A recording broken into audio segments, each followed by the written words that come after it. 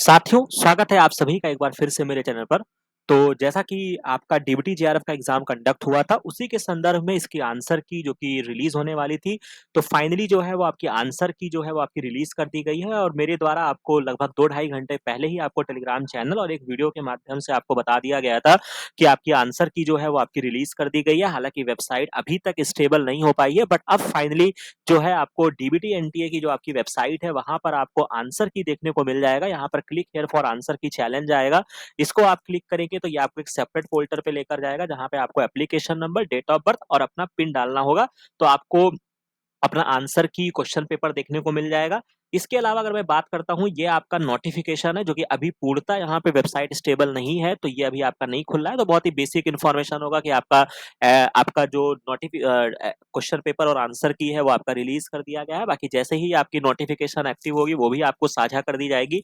अब यहाँ पर जो सबसे इम्पोर्टेंट चीज़ है कि हम यहाँ पे क्वेश्चन पेपर और आंसर की को डिस्कस करेंगे और एक चीज़ मैं आपको बता दूँ, ये जो पर्टिकुलर वीडियो है ये आपको सभी लोग के लिए विज़िबल होगा, बट इसके बाद जो आपके नेक्स्ट वीडियो में जो हम क्वेश्चन पेपर को डिस्कस करेंगे, वो हमारा आपको सब्सक्रिप्शन लेना होगा, जो कि आप यहाँ पे आपको अभी तो फिलहाल मेरा ही चैनल है तो मुझे यहाँ पे नहीं शो कर रहा है, बट अगर आप इस चैनल के मेन पेज पर जाएँगे, होम पेज पर जाएँगे, तो आपको यहाँ पर एक जॉइन बटन का दिखेगा आइकन और एक चीज़ याद रखिएगा, उस जॉइन पे क्लिक करने के बाद आपको एक मेंबरशिप का लेवल मिलेगा, जो कि आपका एक लक्ष्य जेआरएफ होगा और एक आपका लक्ष्य जेआरएफ पीजी एग्ज़ाम होगा। तो आपको लक्ष्य जेआरएफ पे क्लिक करना है, जो कि आपका 399 पर मंथ का होगा, जिसको आप अवेल करेंगे, देन उसके बाद आपको हमारे सारे वीडियोज़ आपको मिल जाएँगे। बाकी कुछ मेंबर्स जो कि हमारे ऑलरेडी यहाँ पर हैं, तो उनके आपको आइकन्स भी यहाँ पे दिख रहे हैं और बाकी बहुत अच्छी तैयारी हमने वहाँ पे कराई। इसके अलावा भी हम आईसीएमआर जेआरएफ के लिए वहाँ पे देखेंगे, तो आप वहाँ पे जॉइन कर सकते हैं। बहुत ही ज़बरदस्त कंटेंट है और आपको क्वेश्चन पेपर डिस्कशन में भी आपको आइडिया मिल जाएगा, अगर आप इस चैनल के नए जुड़े हैं,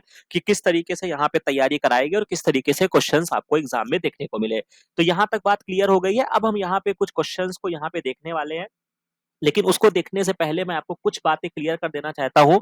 पहली बात तो ये है कि सबसे पहले हम सेक्शन बी को डिस्कस करेंगे, यानी कि सबसे पहले हम सेक्शन बी को डिस्कस करेंगे और उसके बाद हम सेक्शन ए को डिस्कस करेंगे। इससे हमारा ये फ़ायदा होगा कि पहली बात तो मुझे भी पेपर का लेवल पता चलेगा, ताकि मुझे कट ऑफ प्रिडिक्ट करने में आसानी हो, क्योंकि ऑब्वियस सी बात है अभी आपके दिमाग में यही चल रहा होगा कि क्या कट ऑफ होने वाला है। तो इसका वीडियो जो होगा उसके लिए अभी आपको परेशान नहीं होना है। थोड़ा-सा मेरे को भी टाइम दीजिए, बिकॉज़ अगर आप इस चैनल के इतिहास को उठा के देखेंगे, तो जितना कट ऑफ मैं प्रिडिक्ट करता हूँ लगभग उसी के आसपास होता है, लेकिन कोई चीज़ें हवा में नहीं चलती हैं। मुझे भी उनको सही तरीके से ऑब्ज़र्व करने का समय दीजिए, देन फिर मैं आपको बताऊँगा कि कितनी कट ऑफ होने वाली है। ठीक है? इसके बाद सबसे पहले हम सेक्शन बी और ए में ऐसे-ऐसे क्वेश्चन्स को डिस्कस करेंगे जो आपके करने योग्य थे, जिसमें आपको पढ़ा के भेजा गया, जो आप बेसिक नॉलेज से कर सकते थे। अभी हम कॉम्प्लेक्स क्वेश्चन पे नहीं फँसेंगे, हालाँकि जो क्वेश्चन चैलेंज करने वाले होंगे वो भी आपको कल तक मिल जाएगा। बट स्टेप बाय स्टेप हम चलेंगे, ताकि अगर आपने कोई गलती भी की है तो आपको उसका रियलाइज़ेशन हो, ताकि आप अपने नेक्स्ट एग्ज़ाम में उसको सुधार कर सकें और किस तरीके से क्वेश्चन करने चाहिए थे, ताकि आपको भी आइडिया लग जाएगा कि यार ये क्वेश्चन तो करने वाला बनता है। ठीक है? ताकि हमें लास्ट में जब हम काउंट करेंगे कि कितने क्वेश्चन्स ऐसे थे कि जो बहुत बेसिक और अच्छे क्वेश्चन्स थे, कि जो आप नॉर्मल तौर पे आप कर सकते थे, तो काफ़ी समझने में आसानी रहेगी।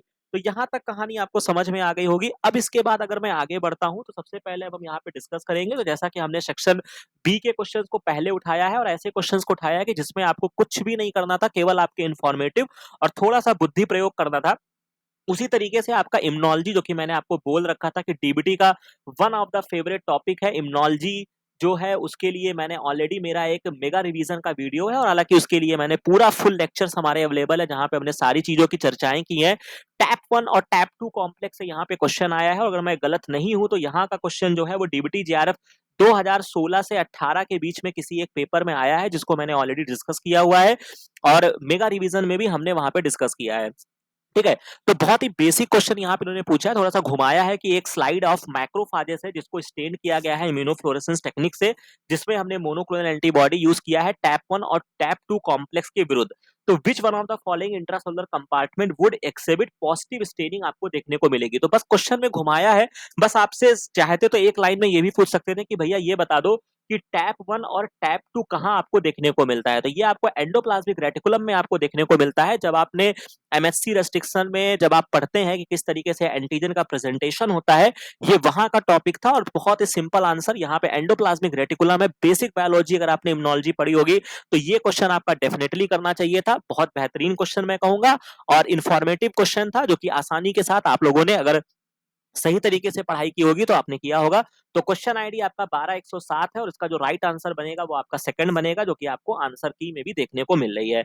इसके बाद एक और क्वेश्चन आपसे पूछा गया है, ये भी आपसे बस इतना जानना चाह रहे हैं कि आपको मतलब थोड़ा सा सोच सकते हो कि नहीं सोच सकते हो। The researchers are looking for a possible DNA binding group in a protein structure, it is a most likely to a. यानी कि कह रहा है कि किसी प्रोटीन में जो आपका डीएनए बाइंड करेगा वो कहाँ पे जाके बाइंड करेगा। तो इस क्वेश्चन को सॉल्व करने के अपने अपने तरीके हो सकते हैं। या तो आपने प्रोटीन और डीएनए बायोलॉजी को बहुत अच्छे से पढ़ा हो, और अगर आपने नहीं भी पढ़ा है तो अगर आपने न्यूक्लियोसोम को अगर आप जब पढ़ते हैं तो वहां पे क्या होता था कि डीएनए जो होता था उस पर क्या होता था, हिस्टोन प्रोटीन्स आके बाइंड करती थी। और डीएनए पर मैंने आपको बता के रखा है कि डीएनए जो होता है उस पर निगेटिव चार्ज होता है। ये खुद कह रहा है एन से निगेटिव, ये मैंने आपको रटवाया था। और जब भी आप इसको जेल में चलाएंगे तो किस तरफ भागेगा ये भी मैंने आपको रटवा दिया था कि ये आपका डीएनए को ए पढ़ लेना और ए से क्या हो जाएगा एनोड, कभी गलती नहीं होगी। अब इतनी बातें हमको समझ में आ गई। हिस्टोन पे पॉजिटिव चार्ज होता है, क्यों चार्ज होता है, क्योंकि यहाँ पे आपके बेसिक अमाइनो एसिड बहुत ज्यादा होते हैं। और बेसिक में अगर मैं बात करता हूं तो आपके अर्जिनिन अर्जिनिन और हिस्टिडीन, आपके ये अमाइनो एसिड, सॉरी लाइसिन और अर्जिनिन, ये दो अमाइनो एसिड यहाँ पे आपके बहुत ज्यादा मात्रा में आपको देखने को मिलते हैं। तो यानी कि डीएनए पे निगेटिव चार्ज है और जब ये प्रोटीन से जाके बाइंड कर रहा है, हिस्टोन प्रोटीन से जाके बाइंड कर रहा है, तो उसके ऊपर पॉजिटिव चार्ज है।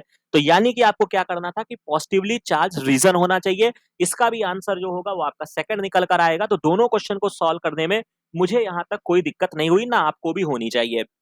इसके बाद एक क्वेश्चन जो कि आपके फोटोसिंथेसिस C3 C4 साइकिल से पूछा, और मैंने आपको बार बार बोला है कि इसको तो बेटा आपको पढ़ना ही पड़ेगा। और अगर आप इसमें बहुत बहुत डिटेल में भी आपको नहीं घुमाया है, बस केवल आपसे ये पूछा है कि विच क्लास ऑफ एंजाइम जो है वो कैटालाइज करते हैं formation of oxaloacetate acid का फॉर्मेशन बनाएंगे from the phosphoenolpyruvate in the chloroplast of the mesophyll cell. अब चूंकि या तो इसकी दो कहानी हो गई, या तो अगर आप पूरा C4 साइकिल अगर जानते हैं तो बहुत अच्छी बात है, और नहीं जानते हैं तो अगर आपने केवल बायोकेमिस्ट्री अगर आपने पढ़ी होगी, बायोकेमिस्ट्री के स्टूडेंट होंगे, तो केवल आपको छोटी इंफॉर्मेशन लगानी थी कि ऑक्सैलो एसिटिक एसिड जो होता है ये आपका 4 कार्बन कंपाउंड है, फॉस्फोइनॉल पायरुवेट आपका 3 कार्बन कंपाउंड है बेटा। तो अगर मुझे 3 कार्बन से 4 कार्बन बनाना है तो कोई भी रिएक्शन अगर मेरी हो रही होगी जिसको मुझे C3 से C4 की तरफ ले जाना है, तो यानी कि मैंने इस स्टेप में CO2 को ऐड किया है। तो यानी कि CO2 को ऐड किया है, तो यानी मैं इसको कार्बन डाइऑक्साइड बोलूंगा। तो यानी मैंने जो किया है वो कार्बोक्सिलेज मुझे एंजाइम चाहिए जो CO2 को ऐड करेगा।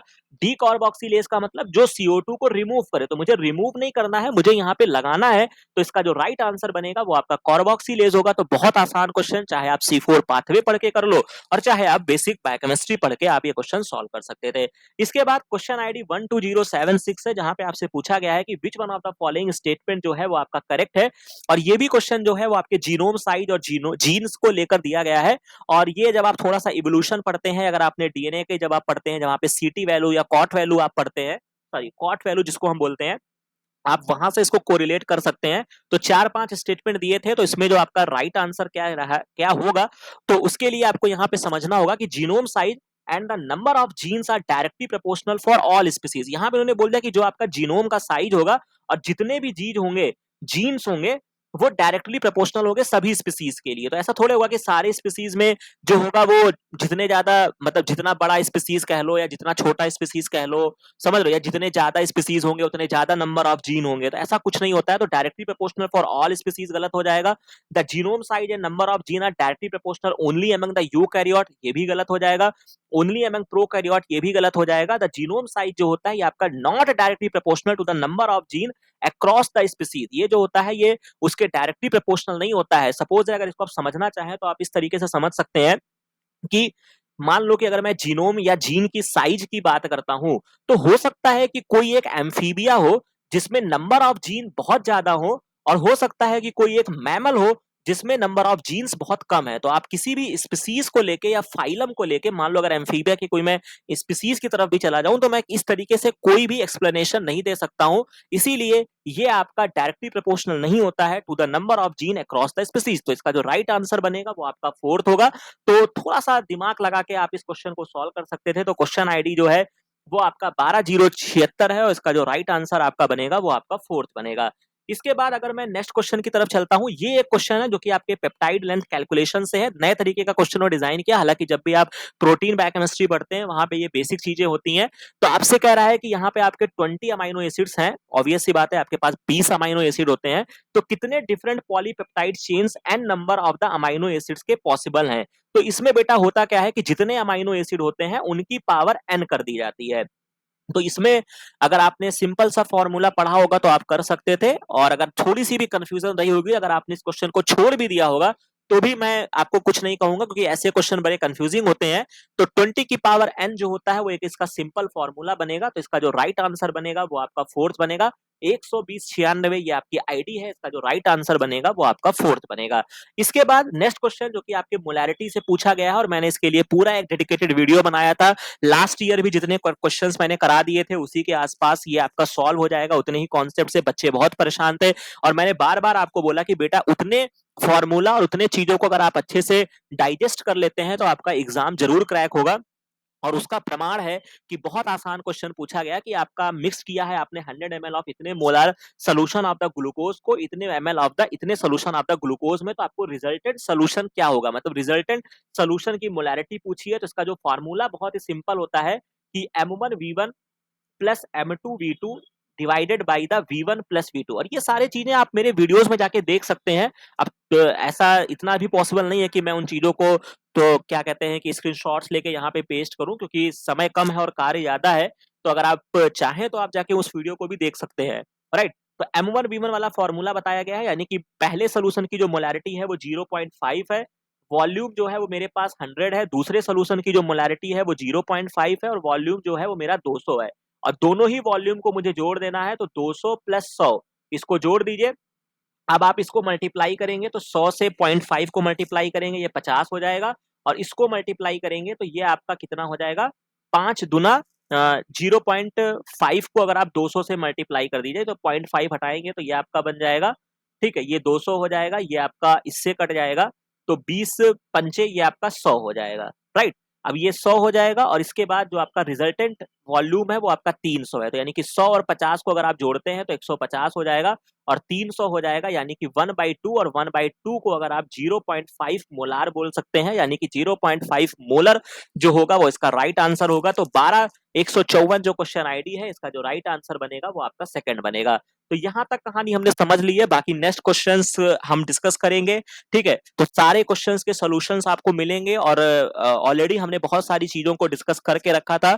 तो जो बच्चों ने एग्जाम में बैठे हैं काफी अच्छे से उन्होंने क्वेश्चंस को सॉल्व किया होगा, और काफी अच्छे तरीके से अब हम यहाँ पे इन चीजों को समझने वाले हैं। तो आशा है कि ये वीडियो अच्छा लगा होगा। बाकी चैनल की मेंबरशिप जरूर ले लीजिए ताकि आप आईसीएमआर जेआरएफ की तैयारी हमारे साथ कर सके, और उसके अलावा जितने भी वीडियोस हमारे ऑलरेडी अवेलेबल हैं उनको भी आप एक्सेस कर सके, और इस पर्टिकुलर सॉल्यूशंस के जो आपके रिमेनिंग पार्ट होंगे उनको भी आप देख सकते हैं। तो मिलते हैं नेक्स्ट वीडियो में नेक्स्ट इन्फॉर्मेशन के साथ। Thank you.